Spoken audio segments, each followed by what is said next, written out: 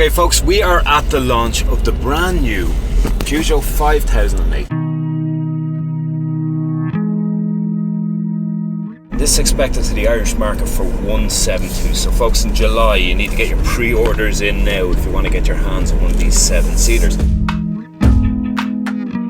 Right, now we all remember the last 5008. It was very much an MPV. 7-seater, very handy car. Just wasn't too exciting to look at, to be completely honest with you. And most MPVs aren't. The best of the bunch would be the likes of, let's say, the Galaxy or the S-Max or the Chiron or even the Touran or something like that. You know, they're all grand 7-seaters. They're not amazing to look at. But now we're in the 5008 SUV. And I'm about to say words that I would never ever have associated with the MPV version, which is this SUV, 7-seater, is sexy, it's suave, it's friggin' sophisticated. It's 4.64 meters in length and it's all wheelbase. Like, there's so much wheelbase here, it's unbelievable. The overhang to the rear is extremely short. To the front it's not too massive either, right? Which amounts for excellent interior space. The front cabin is fine, it's very much wraparound.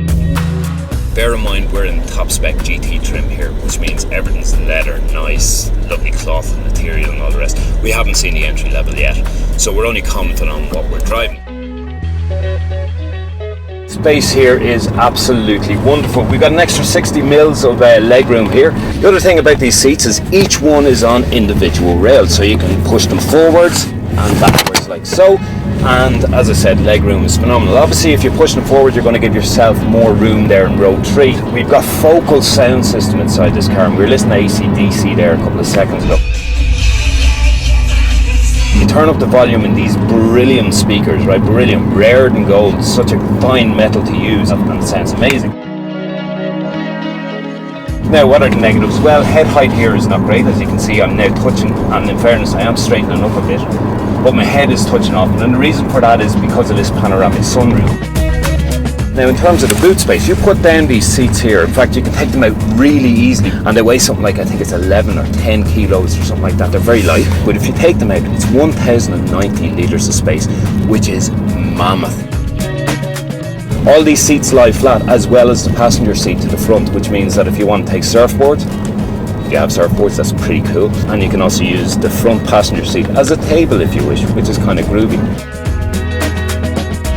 We have the most wonderful i-Cockpit. This is the most recent generation of it, i-Cockpit 2, and it is absolutely amazing. 12.3 inch full color display here in front of me here that shows everything. It's absolutely amazing. And then you got this 8-inch touchscreen here right in front of me to my right. And then to top it all off, if you don't want to be touching all these touchscreens while you're driving, you got these piano keys here that allow you access to different things. Now we're driving the 6-speed manual version of it, and it's a very smooth gearbox. There's a 6-speed automatic that we've driven already in the 3008, and we found it to be smooth enough, but under a bit of grunt, I have to say that you found it kind of calling for the gear changes. This manual, obviously you get to take care of that stuff yourself.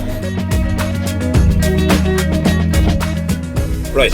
This is Car Buyer's Guide, and if you're watching this on YouTube, there is a follow us button somewhere over here, I reckon, so please guys go ahead and press it and subscribe. And as well as that, you can see our written review now on Car Buyer's Guide, and again, once again, a card will go in here and you'll be able to connect to it. We'll see you again very soon.